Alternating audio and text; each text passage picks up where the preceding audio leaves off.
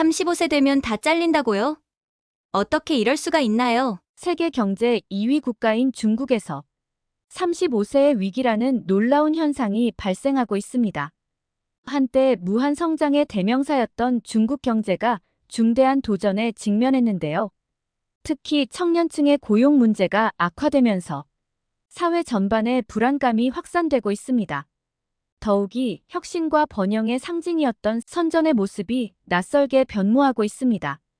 화웨이와 DJI 같은 세계적 기업들의 본사가 위치한 이 도시는 얼마 전까지만 해도 중국 경제의 미래로 여겨졌습니다. 그러나 현재 그 화려했던 거리에는 노숙자들의 한숨만이 가득한 실정입니다. 세계의 공장이자 혁신의 허브로 불리던 중국. 하지만 최근 외국 기업들의 연이은 철수로 경제의 기반이 흔들리고 있다고 합니다. 선전만의 문제가 아닙니다. 베이징, 상하이, 광저우 등 중국 전역에서 유사한 상황이 전개되고 있다고 하는데요. 문제는 여기서 그치지 않습니다. 제조업과 IT 산업뿐 아니라 관광 분야도 큰 타격을 받고 있는 상황입니다. 만리장성, 자금성 등 세계적 명소를 보유한 중국이지만 최근 외국인 관광객의 발길이 크게 줄었다고 합니다. 국가 안보 우려 등으로 인해 여러 국가들이 중국 여행을 꺼리면서 생긴 현상인데요. 관광 강국을 꿈꾸던 중국의 원대한 계획에 제동이 걸린 형국입니다. 한 중국 여성은 SNS를 통해 매일 밤늦게까지 일했고 주말에도 회사에 출근했어요. 하지만 돌아온 건 냉정한 해고 통지뿐이었습니다. 주거지와 일자리를 동시에 잃고 절망하는 그녀의 이야기는 현재 중국의 어두운 현실을 잘 반영하고 있습니다. 이러한 총체적 위기 속에서 중국 정부의 대응은 어떨까요? 의외로 그들은 이 위기를 은폐하는 데 급급한 모습입니다. 중국 경제의 위기를 언급하는 것만으로도 제재를 받을 수 있다고 합니다. 세계 2위의 경제 대국이라는 위상을 유지하기 위해 안간힘을 쓰는 모습이지만 그 내면은 이미 악화되고 있는 듯합니다. 중국에는 더 이상 미래가 없습니다. 이 한마디가 현재 중국의 상황을 가장 잘 요약하고 있는 것 같습니다.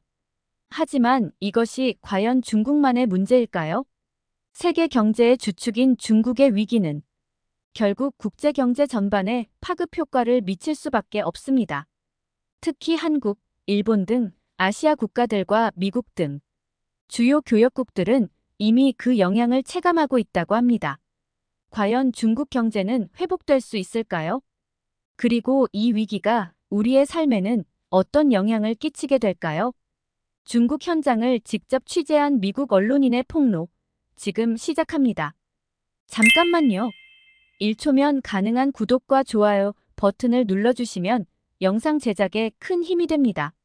안녕하세요. 저는 미국에서 경제부 기자로 일하고 있는 엠마라고 합니다. 저는 국제파트에서 일하기 때문에 세계의 여러 경제 상황들을 조사하고 현지에 가서 취재를 하기도 해요. 하나의 일이 주어지면 끝까지 파고드는 성격 때문에 직장 내에서도 지독한 워커홀릭이라는 별명을 가지고 있답니다. 그래서 그런지 늘 큰 사건의 현장에 있곤 하는데 이번에도 그랬죠. 최근 중국 경제에 대한 우려의 목소리가 커지고 있었어요. 특히 젊은 층의 실업 문제가 심각하다는 소식이 들려왔는데 저는 이 문제에 대해 깊이 파고들고 싶었어요. 엠마, 중국 경제 상황에 대해 어떻게 생각해? 편집장의 질문에 저는 고개를 들었어요. 최근 자료들을 보면 심상치 않아 보여요. 특히 청년 실업률이 급증하고 있더라고요. 그렇다면 현장에 가서 직접 취재해보는 게 어때? 편집장의 제안에 저는 눈을 크게 떴어요. 중국 현지 취재라니. 이건 정말 큰 기회였죠. 정말 제가 가도 될까요? 자네라면 충분히 해낼 수 있을 거야. 특히 최근 젊은 층 실업 문제. 현장의 목소리를 가서 한번 들어봐. 저는 망설임 없이 승낙했어요. 이런 기회가 쉽게 오지 않는다는 걸 알고 있었거든요. 비행기에 올라 창밖을 내다보며 생각에 잠겼어요. 중국, 세계 2위의 경제 대국. 하지만 최근 들어 성장세가 둔화되고 있다는 소식이 들려왔죠. 과연 어떤 모습일까 궁금증이 커져갔어요. 10시간의 비행 끝에 상하이 공항에 도착했어요. 공항을 빠져나오자마자 습한 공기가 느껴졌죠. 상하이의 후덥지근한 날씨에 인상을 찌푸리고 있을 때 현지 가이드인 샤오펑 씨가 저를 맞이했어요. 40대 초반으로 보이는 남성이었는데 얼굴에 피곤한 기색이 역력했죠. 차에 오르자 샤오펑 씨가 입을 열었어요. 엠마 씨, 혹시 35세의 저주라는 말 들어보셨나요? 35세의 저주요. 무슨 뜻인가요? 여기 중국에서는 35살이 넘으면 취업이 거의 불가능해지는 현상을 말해요. 제 나이가 지금 41살인데 솔직히 불안하네요. 샤오펑 씨의 말에 저는 깜짝 놀랐어요. 불과 40대 초반인데 어렵다니 믿기 힘든 얘기였거든요. 그게 정말인가요? 왜 그런 현상이 일어나는 거죠? 젊은 인력을 선호하는 기업 문화 때문이에요. 35세 이상이면 늙었다고 생각하죠. 게다가 최근 경기가 안 좋아지면서 기업들이 인건비를 줄이려고 해요. 샤오펑 씨의 설명을 들으며 저는 이번 취재의 중요성을 다시 한번 실감했어요. 이건 단순한 경제 문제가 아니라 사회 전반의 문제였으니까요. 호텔에 도착해 짐을 풀고 나서 저는 바로 취재 준비에 들어갔어요. 첫 번째 인터뷰 대상은 중국의 대표적인 IT 기업인 콰이쇼우에서 일하는 거밍 씨였죠. 다음 날 아침, 저는 일찍 일어나 콰이쇼우 본사로 향했어요. 화려한 고층 빌딩 앞에 서니 중국의 경제 발전이 실감나는 동시에 샤오펑 씨의 말이 떠올랐어요. 과연 이 화려한 외관 뒤에 숨겨진 진실은 무엇일까? 거밍 씨와의 인터뷰는 충격적이었어요. 저는 내년이면 35살이에요. 솔직히 매일이 불안해요. 언제 해고될지 모른다는 불안감이 있어요. 실제로 최근에 35세가 넘은 동료들이 대거 해고됐거든요. 그의 말에 저는 할 말을 잃었어요. 단지 나이 때문에 실력 있는 직원들이 잘린다는 사실이 믿기지 않았죠. 35살이면 이제 막 회사에서 날아다녀야 하는데 해고를 당한다니 믿기지 않았거든요. 해고된 동료분들은 지금 어떻게 지내고 계신가요? 솔직히 잘 모르겠어요. 연락이 끊겼거든요. 다들 해고되면 주변 사람들과 연락을 끊고 숨어버리는 경우가 많아요. 거밍 씨의 눈에 절망감이 깃들어 있었어요. 그의 이야기를 들으며 저는 이번 취재가 단순한 경제 기사가 아니라는 걸 깨달았죠. 중국이 이렇게 심각한 상황이었나 생각이 들었어요. 호텔방에 돌아와 노트북을 펼치며 오늘 들은 이야기를 정리했어요. 중국의 경제 성장은 분명 놀라웠지만 그 이면에는 이렇게 고통받는 사람들이 있었어요. 35세의 저주는 단순한 직장 내 차별이 아니라 한 사회를 무너뜨리는 심각한 문제였죠. 이 문제가 얼마나 광범위한지 그리고 어떤 해결책이 있을지 더 깊이 파고들어야 해요. 하지만 한 가지는 확실했어요. 중국의 꿈은 서서히 무너져가고 있었고 그 속에서 수많은 사람들이 고통받고 있다는 사실이요. 창밖으로 보이는 상하이의 야경은 여전히 아름다웠어요. 하지만 이제 그 불빛들이 예전과는 다르게 보였죠. 각 빛 뒤에 숨겨진 어둠을 보게 된 거예요. 저는 깊은 한숨을 내쉬며 노트북을 덮었어요. 다음 날, 저는 일찍 일어나 상하이의 거리로 나섰어요. 아침 일찍부터 사람들로 북적이는 거리를 보며 여전히 활기찬 중국의 모습을 볼 수 있을 거라 기대했지만 현실은 달랐어요. 거리를 걸으며 눈에 띈 것은 폐업 홍보가 붙은 상점들이었어요. 한 블록을 걸으며 하나 둘 셋 점점 그 수를 세는 것이 무의미해졌어요. 상하이 같은 대도시에서조차 이런 광경을 목격하다니 충격이었죠. 저는 상하이의 한 빅테크 기업을 찾았어요. 거밍 씨의 소개로 그의 동료 제나 씨를 만날 수 있었죠. 제나 씨는 회사 근처 조용한 카페에서 저를 맞이했어요. 솔직히 말씀드리면 지금 회사 분위기가 심상치 않아요. 정부의 규제는 점점 강화되고 있고 해외 투자는 줄어들고 있어요. 회사는 살아남기 위해 인원 감축을 고려하고 있죠. 제나 씨의 목소리에는 불안감이 묻어났어요. 특히 30대 중반 이상의 직원들이 타깃이 되고 있어요. 몸값은 높지만 새로운 기술 습득은 느리다라는 이유로요. 하지만 이건 핑계에 불과해요. 단순히 비용을 줄이기 위한 방편일 뿐이죠. 그의 말을 들으며 저는 이 문제가 얼마나 광범위한지 실감했어요. 중국의 핵심 산업인 IT 분야에서조차 이런 일이 벌어지고 있다니 말이에요. 해고된 동료들은 어떻게 되나요? 제가 물었어요. 대부분 재취업에 실패하고 있어요. 일부는 작은 사업을 시작하지만 경기가 좋지 않아 성공하기 힘들죠. 심지어 일부는 해외 미립국을 시도한다는 소문도 있어요. 제나 씨의 말에 저는 충격을 받았어요. 상황이 이 정도로 심각한 줄 몰랐거든요. 다음 날, 저는 상하이의 한 주거단지를 찾았어요. 이곳은 한때 중산층의 전형적인 모습을 볼 수 있는 곳이었다고 해요. 하지만 지금의 모습은 달랐어요. 주차장에는 먼지 쌓인 차들이 눈에 띄었고 곳곳에 금매 전단지가 붙어 있었어요. 단지 관리인 왕 씨를 만나 이야기를 나눴죠. 왕 씨의 말에 따르면 이곳은 1년 전만 해도 활기가 넘쳤지만 지금은 많은 집이 비어 있다고 해요. 그리고 일부 주민들은 한국이나 미국으로 떠나려 한다고 했어요. 하지만 그건 일부 이야기일 뿐이에요. 대부분의 사람들은 그럴 여유조차 없어요. 그저 하루하루 버티며 살아가고 있죠. 주거단지를 나오며 저는 중국 경제의 실상을 피부로 느낄 수 있었어요. 겉으로는 여전히 화려해 보이는 상하이였지만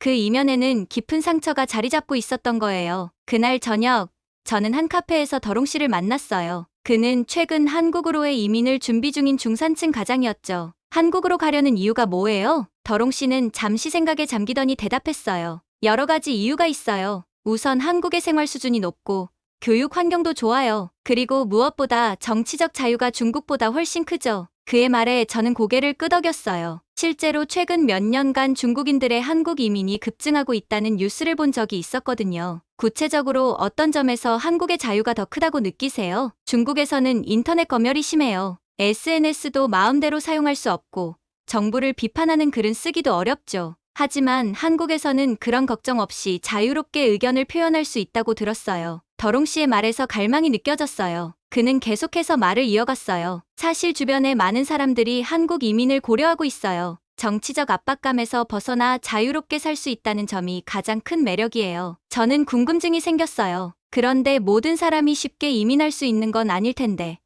어떻게 준비하고 계신가요? 그는 잠시 망설이더니 낮은 목소리로 말했어요. 저는 유학을 통해 합법적으로 갈 예정이에요. 하지만 일부 사람들은 관광 비자로 한국에 가서 불법 체류를 하기도 해요. 처음에는 합법적으로 들어갔다가 비자가 만료된 후에도 그냥 머무르는 거죠. 저는 놀라지 않을 수 없었어요. 그렇게 위험한 선택을 하는 이유가 뭘까요? 더롱 씨는 한숨을 쉬며 대답했어요. 중국에서의 삶이 그만큼 답답하다는 거죠. 불법 체류자로 살더라도 한국에서 자유를 누릴 수 있다면 그게 중국에 있는 것보다 낫다고 생각하는 거예요. 최소한 정부의 감시와 통제에서 벗어날 수 있으니까요. 그의 말을 들으며 저는 중국의 정치적 상황이 얼마나 심각한지 다시 한번 실감했어요. 사람들이 불법이라는 위험을 감수하면서까지 자유를 찾고 있다니 정말 놀라웠죠. 중국 정부에서 이런 상황을 어떻게 보고 있나요?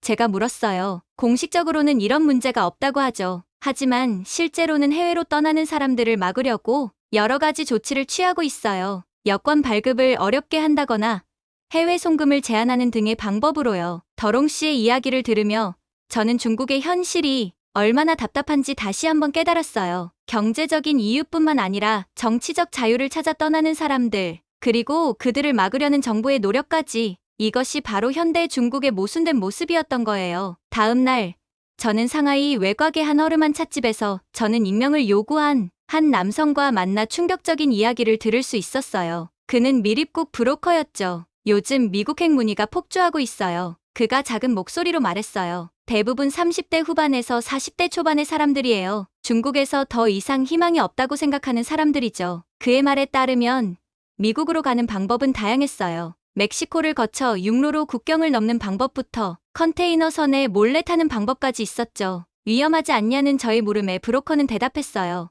물론 위험하지만 이 사람들에겐 선택의 여지가 없어요. 중국에 남아있는 것보다 나은 선택이라고 생각하는 거죠. 실제로 성공하는 비율은 얼마나 돼요? 정확한 숫자는 말하기 어렵지만 절반도 안 될 거예요. 많은 사람들이 체포되거나 더 나쁜 상황을 맞이하죠. 하지만 그래도 시도하는 사람들이 계속 늘어나고 있어요. 이 이야기를 들으며 저는 중국의 현실이 얼마나 절박한지 다시 한번 실감했어요. 한국으로의 합법적인 이민을 준비하는 중산층부터 목숨을 걸고 미국행을 시도하는 사람들까지 모두가 중국의 꿈이 무너져가는 현실 속에서 탈출구를 찾고 있었던 거예요. 호텔로 돌아와 취재 내용을 정리하며 저는 깊은 생각에 잠겼어요. 중국의 경제 문제는 단순히 숫자로 표현될 수 있는 게 아니었어요. 그 속에는 수많은 사람들의 꿈과 희망, 그리고 절망이 얽혀 있었죠. 35세의 저주는 단순한 취업 문제를 넘어 사회 전반을 뒤흔드는 심각한 위기였어요. 젊은이들의 미래는 불확실해졌고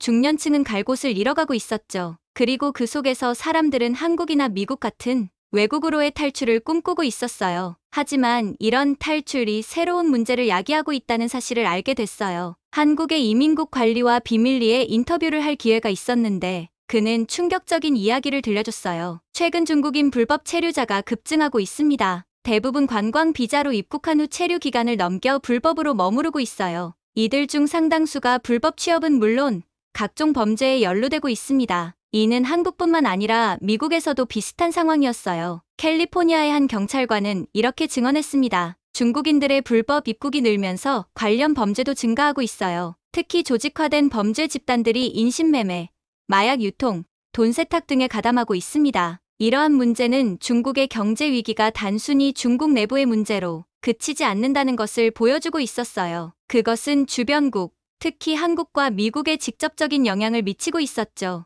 중국의 경제 성장은 분명 놀라웠어요. 하지만 그 이면에는 깊은 그림자가 드리워져 있었죠. 35세의 저주로 대표되는 연령 차별, 급격한 경기 침체, 청년 실업, 중산층의 붕괴, 이 모든 것이 복합적으로 작용하며 중국 사회를 위기로 몰아가고 있었어요. 그리고 그 위기는 이제 국경을 넘어 주변국에까지 영향을 미치고 있었죠. 더 큰 문제는 이 위기를 극복할 해결책이 보이지 않는다는 거였어요. 정부의 대책은 미흡해 보였고 사회 전반에 퍼진 불신과 절망감은 쉽게 해소되지 않을 것 같았죠. 오히려 중국 정부는 이러한 문제를 숨기려 하고 있었어요. 한 중국 관리는 임명을 요구하며 이렇게 말했어요. 정부 내부에서는 해외 이주가 국내 실업 문제를 해결하는 한 방법이라고 보고 있어요. 물론 공식적으로는 불법 체류를 반대하지만 실제로는 이를 막기 위한 노력을 거의 하지 않고 있죠. 이는 결국 중국의 경제 문제와 사회 문제를 주변국에 전가하는 결과를 낳고 있었어요. 모든 취재를 마치고 돌아가는 비행기 안에서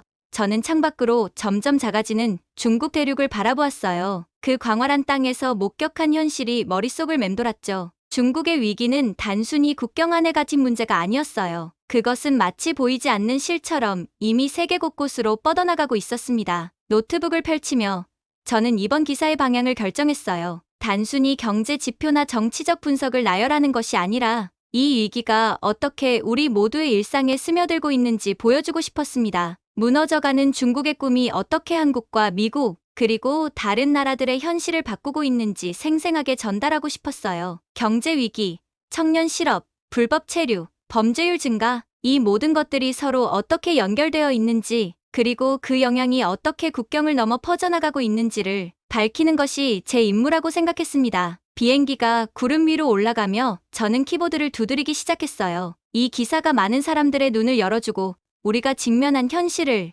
제대로 볼 수 있게 해주기를 바라면서 말이에요. 오늘의 사연은 여기까지입니다. 중국의 경제 위기를 취재한 미국 여기자의 이야기 어떠셨나요? 한때 세계 경제의 중심으로 떠오르던 중국의 현재 모습이 충격적이었습니다. 35세의 저주로 불리는 중년층 실업 문제, 무너져가는 중산층, 그리고 이로 인한 불법 이민의 급증까지. 중국의 위기가 단순히 한국과의 문제를 넘어 전 세계에 영향을 미치고 있다는 사실이 인상적이었습니다. 특히 한국과 미국을 비롯한 주변국들에게 미치는 영향을 다시 한번 생각해보게 되는 계기가 되었습니다. 여러분은 중국의 경제 위기에 대해 어떻게 생각하시나요? 이 상황이 우리나라에는 어떤 영향을 미칠지, 그리고 우리는 어떻게 대비해야 할지 여러분의 의견을 댓글로 남겨주세요. 감동 마이크는 여러분의 소중한 마음을 모아 사연 주인공들에게 전해드리고 있습니다.